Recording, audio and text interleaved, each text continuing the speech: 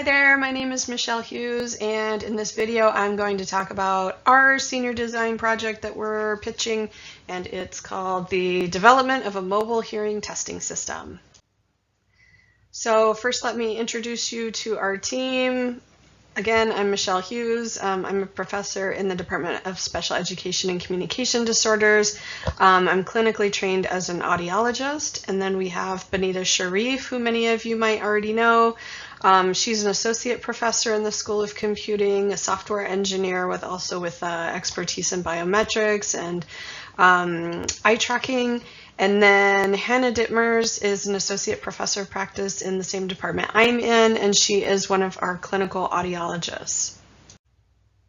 So the goal of this project is to create a web-based hearing screening application or hearing testing application that can run from a smartphone or a tablet. We would like to start with a tablet, coupled to a pair of noise-canceling headphones that we will provide. We want it to be easy to administer, where the user doesn't have to have any specialized knowledge.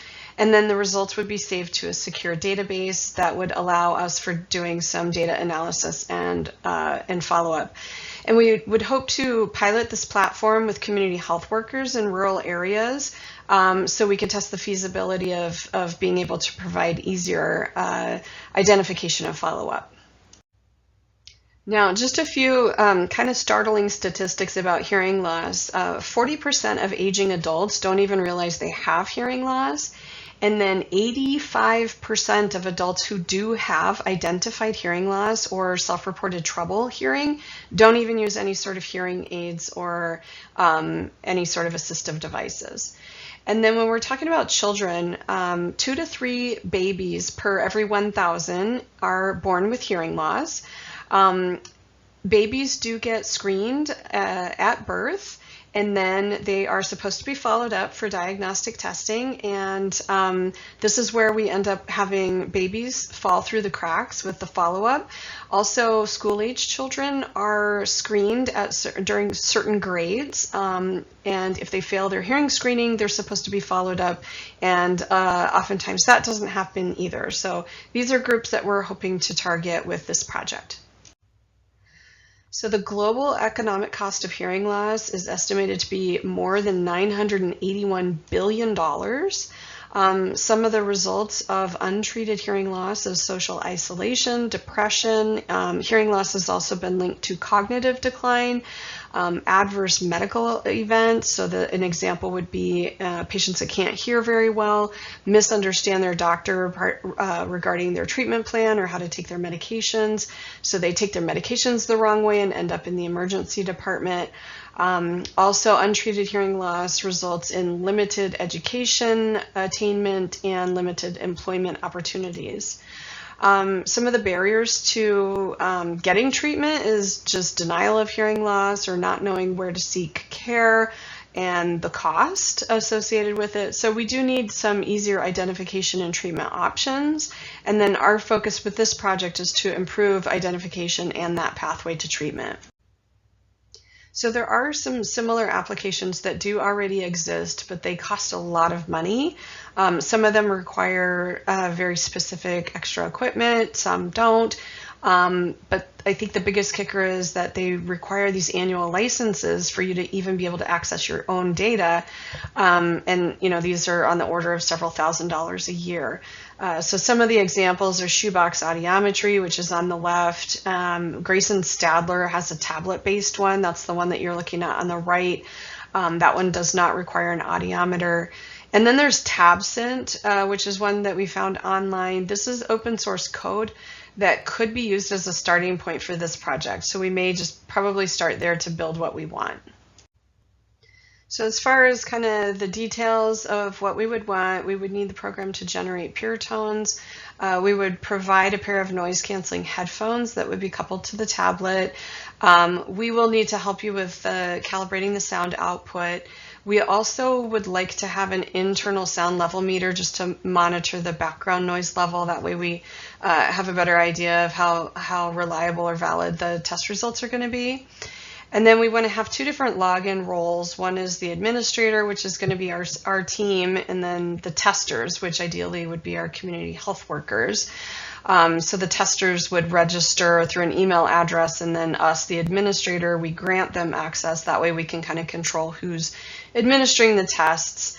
And then there's certain quality control things that our testers would have to do, which is things like making sure that the tablet volume is set to max and stuff like that. And then once the tester gets kind of the quality stuff set up, then our patient, the person being tested, would fill in their name and other relevant information that we need.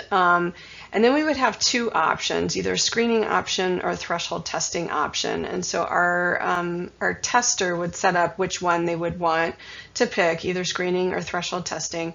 So for the screening, it's pretty basic. The program would just play pure tones at 500 through 6,000 hertz listed here, just at 20 decibels.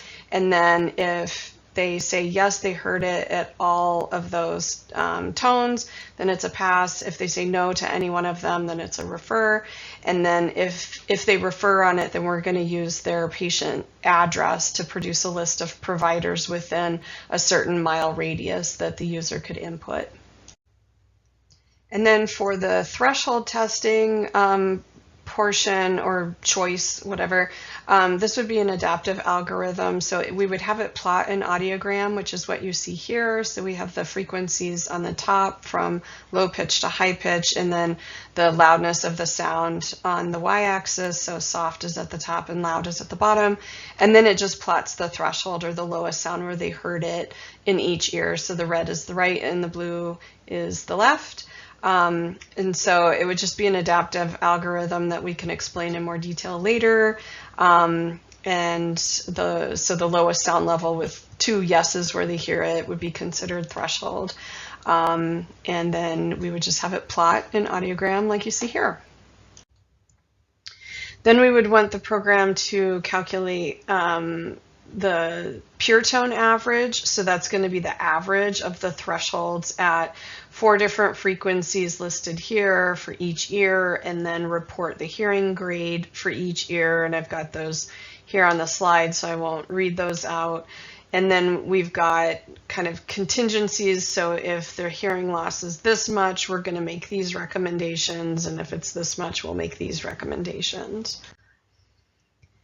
And then we would also want it to calculate the speech intelligibility index. Again, this is another formula that's out there. I've got some links on the slide here, and this just gives us kind of a number that tells us what proportion of speech is going to be audible for this person with this amount of hearing loss. So in the example that you see here, the gray area would be the portion of speech where they can't hear it, and then the light blue shaded area is the portion of speech that they can hear. And so we would just use this as a counseling tool, and then to make determinations on whether or not they might need a hearing aid. And then for both the screening and the threshold testing modules, we would want the information to be stored to a secure database.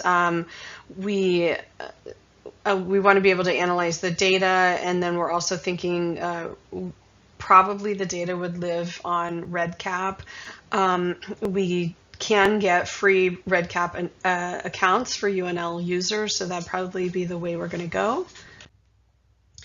So with this tool, what we're hoping to do is improve access to hearing healthcare. We want to reduce our loss to follow-up for children who have hearing loss who have failed earlier screenings.